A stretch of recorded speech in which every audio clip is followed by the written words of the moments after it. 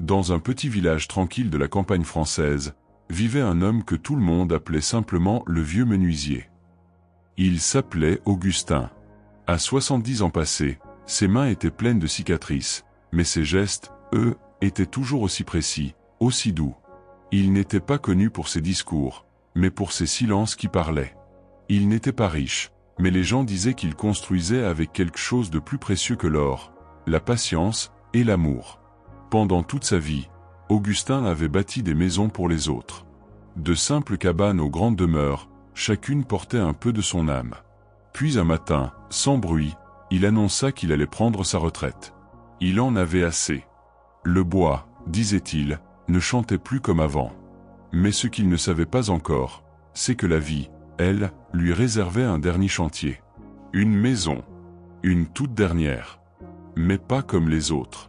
Une maison qui allait lui apprendre quelque chose d'essentiel, ce que signifie vraiment construire, avec le cœur.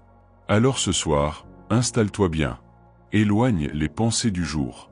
Respire profondément. Et laisse cette histoire te bercer, comme un feu de cheminée qui crépite doucement dans la nuit. Le dernier matin.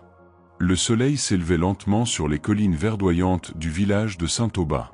Les premières lueurs caressaient les tuiles rouges et les pierres anciennes.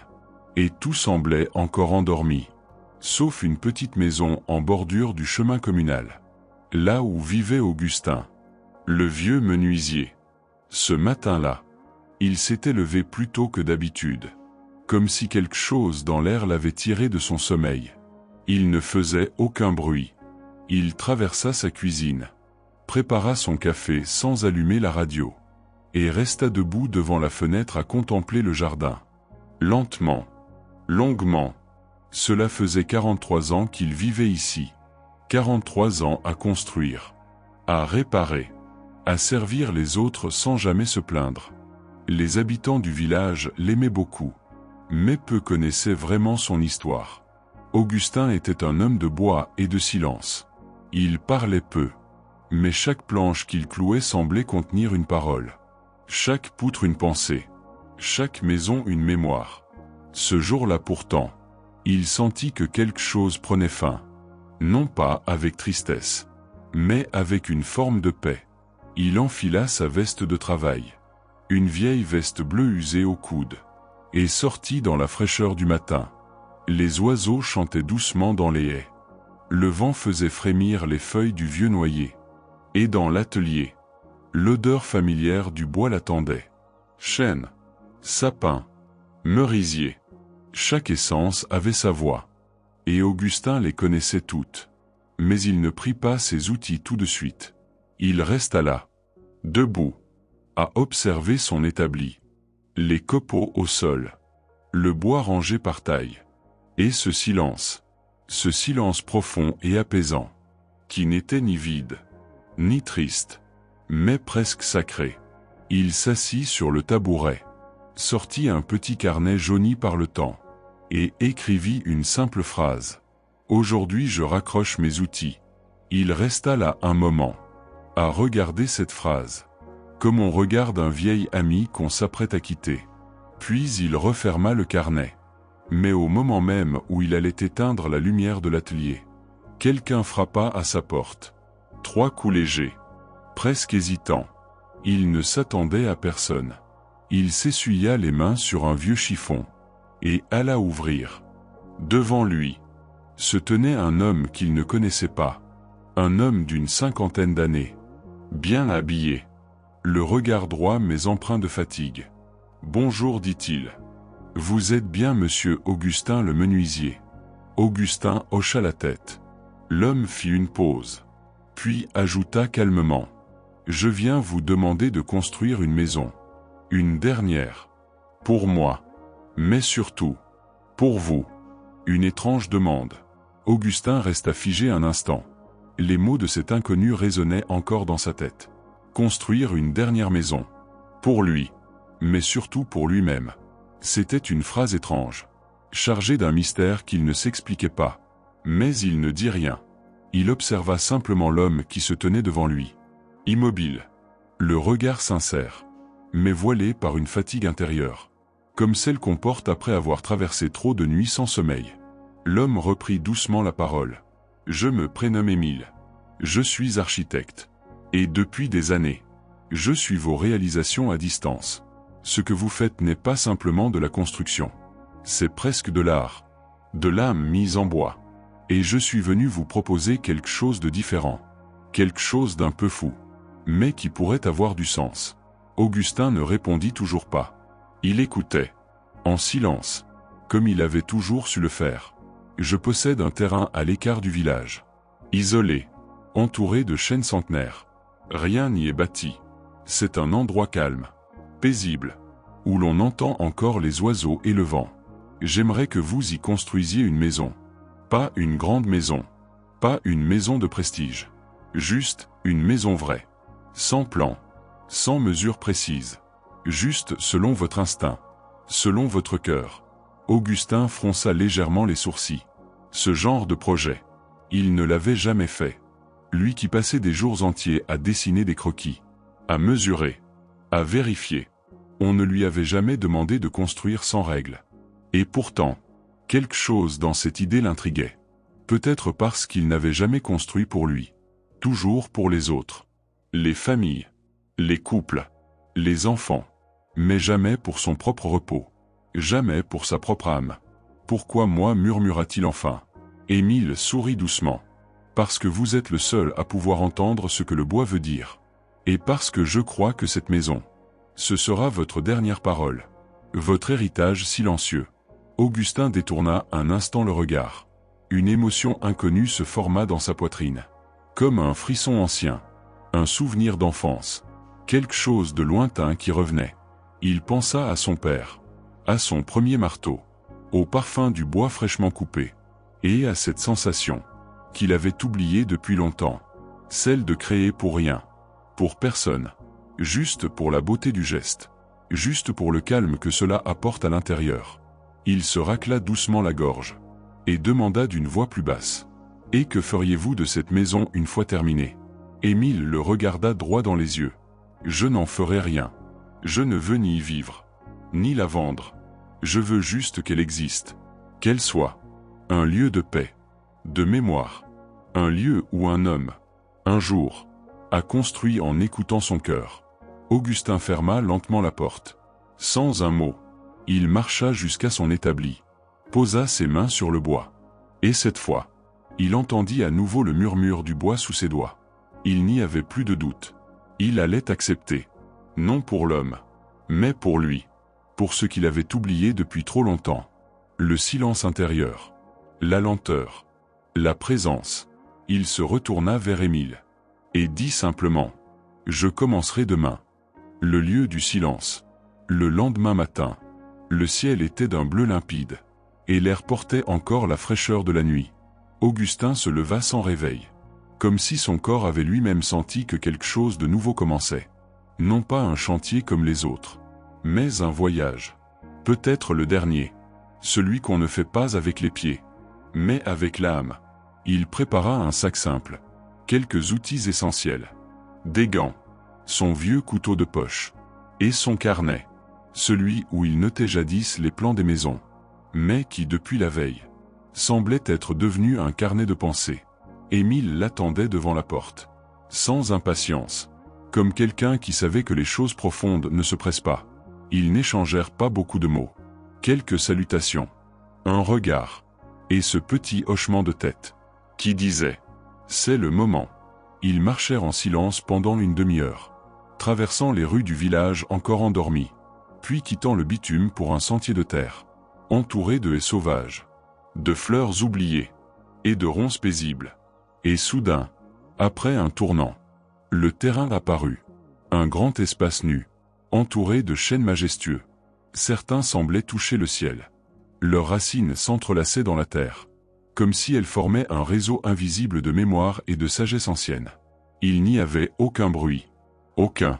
Si ce n'est le chant discret des feuilles dans le vent. Le craquement d'une branche sous leurs pas. Et au loin, le cri d'un gémeaux-cœur. Augustin resta là un moment. Immobile. La main posée sur un tronc.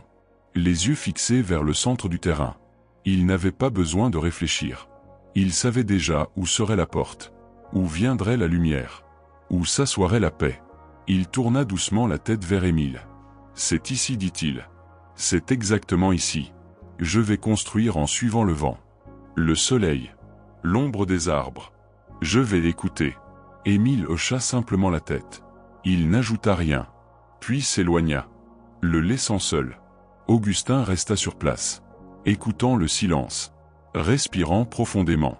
Il sentit quelque chose s'apaiser en lui, comme si une tension ancienne, une fatigue installée depuis des années, s'était enfin détachée de ses épaules. Il s'agenouilla et posa sa main sur la terre. Elle était tiède, vivante, pleine de souvenirs. Ce ne serait pas une maison pour y vivre. Ce serait une maison pour se souvenir, pour honorer. Pas de béton, pas de fer, juste du bois, de la pierre et du temps. Beaucoup de temps. Le genre de temps que l'on ne mesure pas en heures, mais en attention, en gestes lents, en silence partagé avec les oiseaux. Il se releva, et dans un coin du carnet, écrivit simplement « Jour 1, je me tais, et la terre parle. Le bois et la mémoire. » Les jours passaient, lentement, comme s'il savait qu'il ne fallait pas se presser, qu'il fallait laisser au silence le temps d'enseigner ce que les mots ne savent pas dire. Augustin venait chaque matin, à pied, avec sa vieille boîte à outils, et un petit panier dans lequel il glissait un bout de pain, un morceau de fromage, et une pomme coupée en deux. La même habitude depuis des décennies. Il ne parlait à personne. Et pourtant, jamais il ne s'était senti aussi écouté. La forêt, le vent, la lumière, tout semblait dialoguer avec lui, et lui répondre, dans un langage ancien que seuls les cœurs fatigués savent encore entendre. Il avait commencé par tracer, non pas avec une règle, mais avec une corde nouée, placée au sol, comme on trace un cercle autour de soi pour se protéger. Puis il avait cherché les premiers bois, pas les plus droits, ni les plus beaux, mais ceux qui avaient une histoire, des marques, des nœuds, des cicatrices. Il choisissait le bois comme on choisit un ami, pas pour sa perfection, mais pour sa vérité. Chaque planche posée, chaque clou enfoncé, était une respiration, un battement, une pensée. Parfois, il s'arrêtait de travailler, et s'asseyait à même le sol, face au chêne, et il écoutait. Il n'avait plus besoin de musique, de voix, ni même d'outils. Il bâtissait déjà à l'intérieur. Une cabane prenait forme, pas très grande, pas très haute, mais pleine d'équilibre, comme si elle avait poussé là, toute seule, comme une fleur de bois. Ce qu'Augustin ne savait pas, c'est que pendant qu'il construisait, quelque chose se reconstruisait aussi en lui. Des souvenirs longtemps enfouis, des regrets anciens, des douleurs muettes. Tout cela remontait doucement à la surface, non pour faire mal, mais pour être entendu, accepté et libéré. Un après-midi, alors qu'il rabotait une planche, il s'arrêta net. Ses mains tremblaient. Le bois avait une odeur particulière, une odeur qui le ramena 50 ans en arrière. C'était l'odeur du bois que son père utilisait, dans leur petit atelier familial. Quand il avait à peine 10 ans, il revit la scène. Son père debout, le regard dur mais juste, la lumière dorée entrant par la petite fenêtre. Et lui, enfant, essayant de tenir un marteau trop grand pour ses mains. Une larme coula lentement sur sa joue. Non pas une larme de tristesse, mais une larme de gratitude. Pour ce qui avait été, pour ce qui était revenu. Il posa ses outils, alla s'asseoir sous un arbre, et murmura doucement. « Merci papa. Je crois que je construis encore pour toi, pour te montrer que j'ai compris, et que je pardonne. » Le vent souffla légèrement, comme une caresse. Et dans le carnet, il écrivit « Jour 8. Le bois se souvient. Et moi aussi. La maison avance. Mais à chaque mur qui s'élève, c'est une partie du passé qui se délie. Une sagesse ancienne qui refait surface. » Et Augustin s'enfonce plus profondément encore dans cette œuvre intérieure que personne ne voit. Mais que le bois, lui, comprend parfaitement. Partie 5. Les murs du dedans. La structure de la maison prenait forme, jour après jour, sans hâte, sans plan figé, simplement guidé par ce que la lumière révélait, et par ce que le cœur ressentait. Augustin ne construisait pas avec ses mains seulement. Il construisait avec ses souvenirs, avec ses silences, et parfois même avec ses regrets. Chaque mur qu'il élevait n'était pas qu'un assemblage de bois. C'était un mur intérieur qu'il redressait en lui-même. Mais pas un mur pour se protéger. Non, un mur pour s'y appuyer, pour y poser la mémoire, comme on pose la tête contre une épaule familière. Un matin, alors qu'il clouait une traverse, il entendit une voix derrière lui, faible, timide. « Bonjour monsieur le menuisier. » Il se retourna. C'était une petite fille, pas plus de 10 ans, les cheveux en bataille, les joues pleines de lumière. Elle le regardait avec des yeux grands comme le ciel. « Tu construis une cabane pour les oiseaux ?» demanda-t-elle. Augustin sourit. « Non, pas pour les oiseaux. Mais peut-être qu'ils y viendront quand même. » Elle s'approcha doucement, sans peur, et observa la structure. « C'est une belle maison, même si elle n'est pas finie. On dirait qu'elle dort. » Augustin resta surpris par ces mots. On dirait qu'elle dort. C'était vrai. Il avait voulu que la maison semble paisible. Comme si elle ne voulait déranger personne. Comme si elle demandait juste à exister. En silence. « Tu veux entrer ?» demanda-t-il doucement. Elle hocha la tête. Et il l'aida à passer les planches encore posées au sol.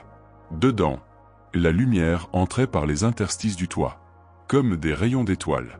Et l'air y était tiède, plein de poussière dorée. La fillette s'assit contre un mur, et ferma les yeux. On dirait que c'est la maison qui respire, dit-elle.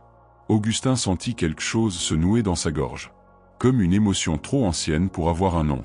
Il s'assit lui aussi, et pendant un long moment, ils ne parlèrent plus. La fillette finit par se lever. « Merci pour la cabane, dit-elle. » Puis elle partit, en courant, disparaissant entre les arbres, comme un souvenir d'enfance qu'on croit avoir rêvé. Ce soir-là, Augustin resta plus longtemps que d'habitude, assis sur le sol en bois, les mains sur les genoux. Il regardait les ombres danser, et il comprit quelque chose. Cette maison, ce n'était pas une fin, c'était un passage, un lieu où l'on entre pour se retrouver, où l'on dépose ce qu'on ne peut plus porter, où l'on pardonne, où l'on guérit. Il prit son carnet, et écrivit. Jour 15. Ce que je bâtis d'or, je le répare dedans. Lentement, la maison approche de sa forme finale. Et avec elle, c'est toute une vie qui se relie. Des liens oubliés, des blessures anciennes, mais aussi une paix nouvelle qui s'installe doucement dans le cœur d'Augustin. Par ici, le toit du pardon. Le toit était la partie la plus délicate. Non parce qu'il fallait le poser avec précision, mais parce qu'il représentait la couverture. La dernière main tendue au ciel. La promesse que ce lieu serait un abri. Pour le bois, pour l'ombre, pour l'âme. Augustin le savait. Il ne voulait pas d'un toit parfait, ni trop droit, ni trop géométrique. Il voulait un toit qui laisse passer un peu de lumière. Un toit vivant, comme une main ouverte au-dessus de la tête. Pas un couvercle, mais un ciel. Il avait choisi des tuiles anciennes, qu'il avait récupérées dans une vieille ferme abandonnée. Certaines étaient cassées, d'autres usées, mais toutes avaient déjà vu le temps passer. Et cela leur donnait une beauté que les choses neuves n'avaient pas. Il montait les tuiles une à une, avec lenteur, et à chaque fois qu'il en posait une, il se souvenait. Il se souvenait de ceux qu'il avait aimés, et de ceux qu'il avait perdus, de ses parents, partis trop tôt, de son frère, disparu sans un mot après une querelle qui n'aurait jamais dû durer aussi longtemps. Il se souvenait de ses premiers amours, de ses premiers renoncements, de ses erreurs, et de ses absences. Il se souvenait de tout ce qu'il n'avait jamais dit, par pudeur, par orgueil, ou par peur d'être faible. Alors à chaque tuile posée, il murmurait un mot. Pardon, merci, je t'aime, je suis là. Il les déposait comme des prières, invisibles mais vraies, et il sentait son cœur s'alléger. Un matin, alors qu'il terminait la dernière rangée, il vit arriver une silhouette familière. C'était son frère, Jean, celui qu'il n'avait pas vu depuis plus de 20 ans. Ils restèrent face à face, silencieux. Le vent soufflait doucement entre eux, comme pour leur rappeler que le temps file, mais qu'il ne détruit pas tout. Jean prit la parole le premier. « Je passais dans la région, et quelqu'un m'a dit que tu construisais une dernière maison. Je ne sais pas pourquoi. Mais j'ai senti que je devais venir. Augustin le regarda longtemps. Sans colère. Sans défense. Juste avec une forme de tendresse fatiguée. Il hocha doucement la tête. « Monte, dit-il. » J'allais poser la dernière tuile. Jean grimpa lentement sur l'échelle. Et à deux, ils posèrent la dernière pierre du toit. Ensemble. Comme autrefois. Comme lorsqu'ils étaient enfants et qu'ils construisaient des cabanes dans les bois. Sans savoir qu'ils apprenaient déjà à aimer. Puis ils descendirent. Et restèrent là. Assis l'un à côté de l'autre. Sans parler. Le regard tourné vers cette maison. Qui désormais avait un toit. Et une mémoire. Ce soir-là, Augustin écrivit dans son carnet. Jour 22. La maison a un toit. Et mon cœur aussi. La maison est presque terminée. Mais c'est à l'intérieur désormais que le travail se poursuit. Non plus seulement avec les mains, mais avec le cœur. Avec ce qu'il reste à dire, à comprendre, à transmettre avant le silence. Partie 7. L'intérieur du cœur. La structure était achevée. Les murs tenaient. Le toit reposait en équilibre. Et tout autour, la forêt semblait avoir accepté cette maison comme l'une des siennes. Non comme une intrusion, mais comme un murmure de plus. Posé dans le secret des arbres. Augustin passait désormais ses journées à l'intérieur. À polir. À ajuster. À peindre par endroits. Non pour embellir, mais pour révéler. Il voulait que chaque détail ait un sens. Que chaque planche raconte quelque chose. Que l'on puisse entrer ici. Et ressentir un apaisement immédiat. Comme lorsque l'on revient à la maison après un très long voyage. Il choisit une vieille porte en bois brut. Qu'il ponça avec soin. Jusqu'à retrouver la douceur du grain. Puis il grava de sa main. À l'intérieur. Une phrase simple. Presque invisible. Ici. Tu n'as rien à prouver. Juste à être. Il ne savait pas vraiment à qui s'adressait cette phrase. Peut-être à lui-même. Peut-être à l'enfant qu'il avait été. Ou à l'homme qu'il n'avait jamais vraiment osé devenir. Il plaça un banc sous la fenêtre. Fait de bois de récupération. Irrégulier. Mais solide. Et lorsqu'il s'y assit, il sentit une paix inconnue l'envelopper. Comme si le silence l'avait reconnu. Il se leva ensuite. Et au centre de la pièce, il posa une pierre. Plate. Large. Qu'il avait trouvée non loin. Et qui portait une étrange fissure en forme de ligne de vie. Il n'expliqua à personne pourquoi cette pierre. Ni pourquoi au centre. Mais il savait. Au fond de lui. Qu'elle était le cœur de la maison. La mémoire figée dans la terre. Un jour, Émile revint. Il entra, en silence, comme on entre dans une chapelle, et s'arrêta devant le banc. Il ne dit rien pendant plusieurs minutes. Puis il regarda Augustin, et dit simplement « Elle est vivante ». Augustin acquiesça. Il n'avait pas bâti une maison. Il avait laissé naître quelque chose. Entre ses mains, entre ses souvenirs, dans ses silences. Il montra à Émile la pierre. Et lui dit « C'est ici qu'on dépose ce qu'on ne veut plus porter ». Émile s'agenouilla devant la pierre. Et resta là, tête baissée. Comme un homme qui vient rendre visite à un ami perdu. Ils ne parlèrent pas davantage ce jour-là. Ce n'était pas nécessaire. La maison parlait pour eux. Ce soir-là, Augustin rentra plus tard que d'habitude. La lumière tombait doucement derrière les collines. Et tout semblait baigné d'or. Il s'assit dans son propre jardin, regarda les étoiles commencer à naître, et écrivit dans son carnet. Jour 28. La maison est presque finie, mais ce qu'elle m'enseigne ne fait que commencer. Alors que la maison touche à sa fin, une dernière phase s'ouvre, celle de la transmission, celle du sens, car toute œuvre profonde, quand elle est prête, cherche à être offerte, non comme un cadeau matériel, mais comme une graine, que l'on plante dans l'esprit de ceux qui viendront après. Partie 8, le livre du silence. Augustin savait que la maison serait bientôt complète. Pas finie, car une maison comme celle-là ne se termine jamais vraiment.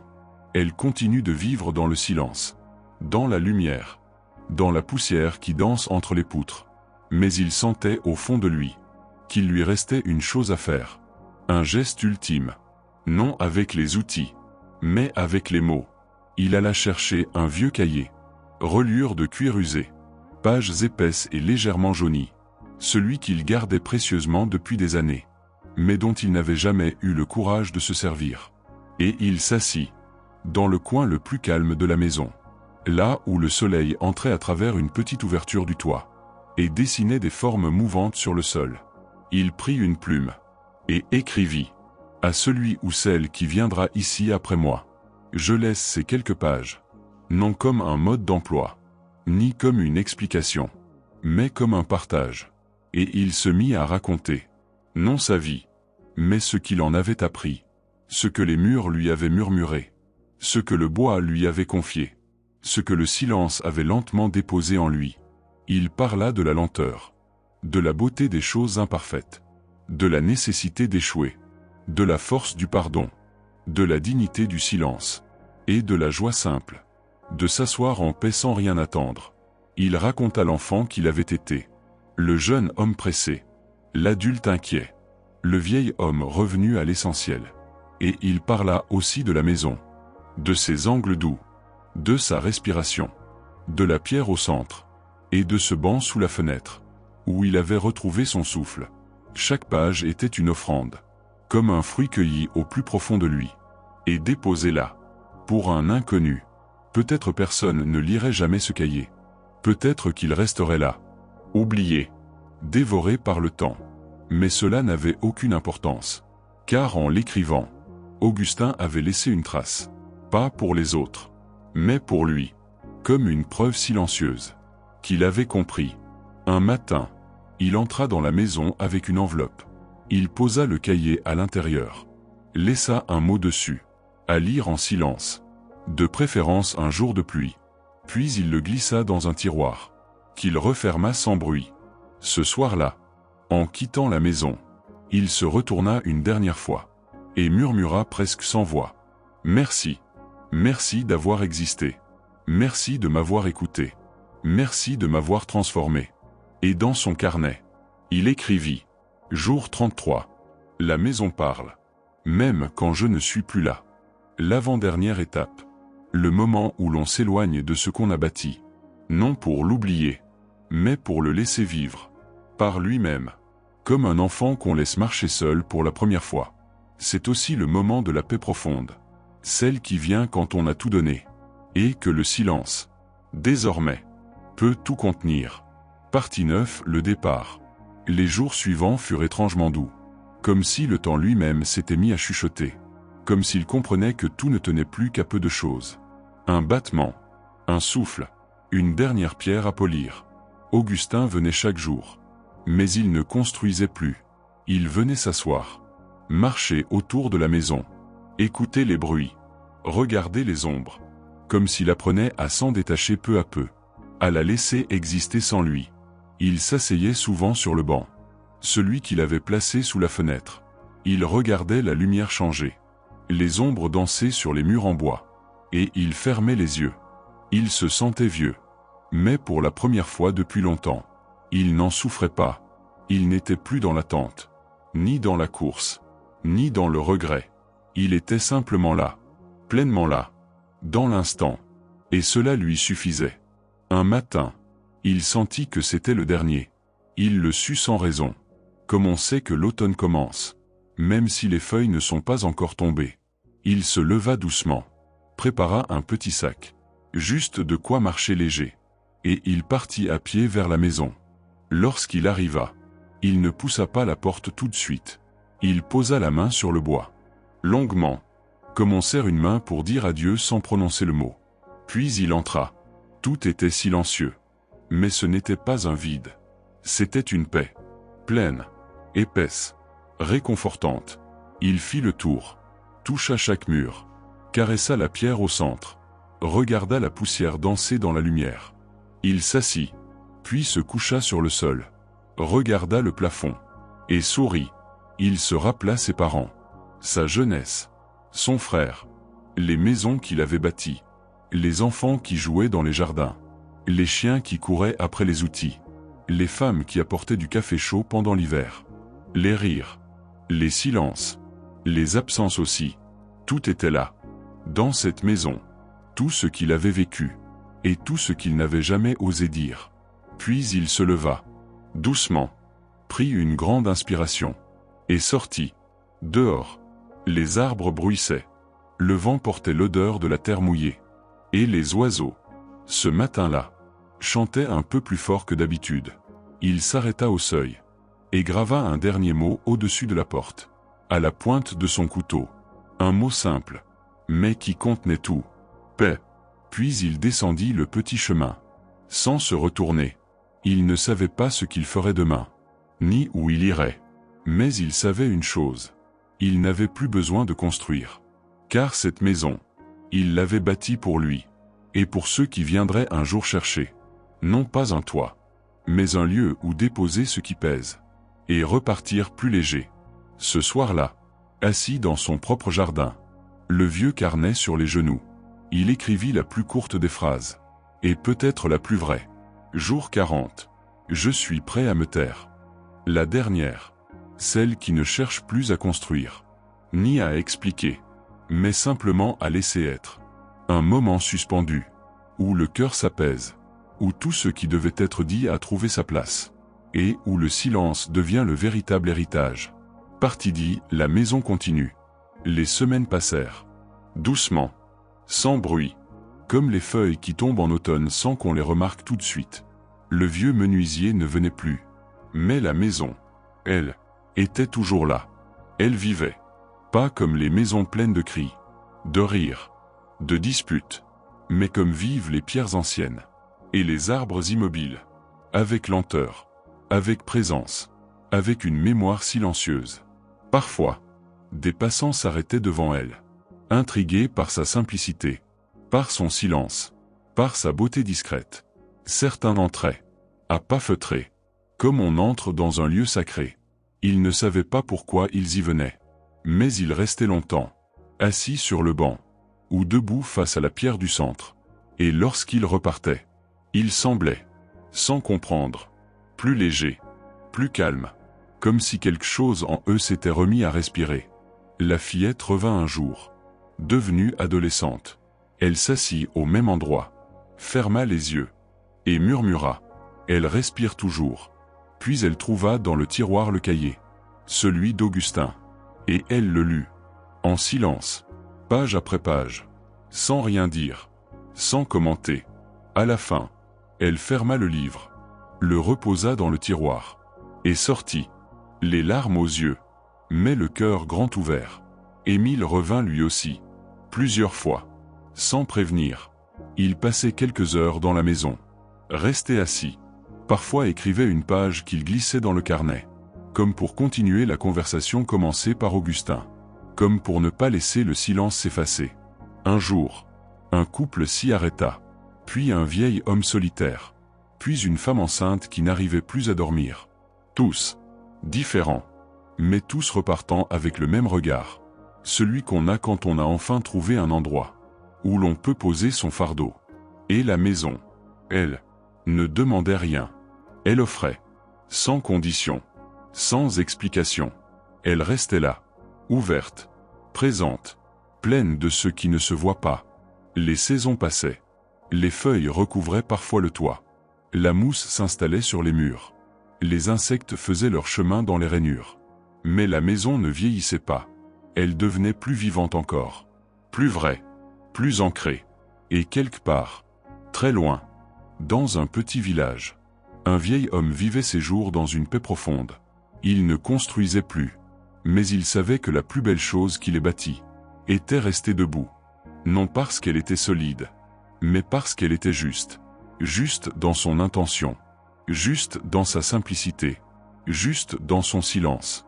Un soir, assis sous les étoiles, il ferma les yeux, posa les mains sur ses genoux, et dans le calme de la nuit, il sourit, car il savait que même lorsque tout s'éteint, quelque chose, quelque part, continue de veiller. Et au loin, dans la maison du cœur, le vent soufflait doucement entre les poutres, portant encore le murmure discret d'un homme qui avait su, simplement, aimer en construisant.